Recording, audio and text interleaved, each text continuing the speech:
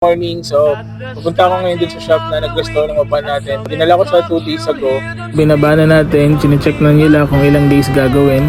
So mga 2.5 years natambak yung upuan na yon. So ito yung itsura niya, grabe. So nakatambak lang talaga as in. So ayan. So since nang bago kasi ito nung nilabas, palit agad tayo mga upuan, nag-full exhaust, lowered. So nirestore natin, so try natin balik yung stock dito. Share ko sa inyo kung anong shop, kung paano siya ginagawa, and para may idea kayo na yung mga lumang upuan is pwede po siya ma-restore. So tara. So dito siya sa Vias Car Wash P. Tuason.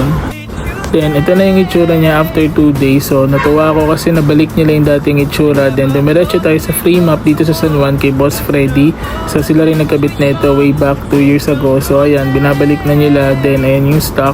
And since na-restore naman, so yung mga sensor, minake sure ko na dapat gumagana pa rin. So kinabit lahat, even yung mga seatbelt para mag-accurate pa rin siya dun sa dashboard. So check natin kung gagana. Yan, so ayan siya, naka-seatbelt tayo. So yan, tinanggal natin. Yan. So ayan, lumalabas siya sa seatbelt. Ayan, ito, babalik natin. Yan. So accurate, nakakatawa.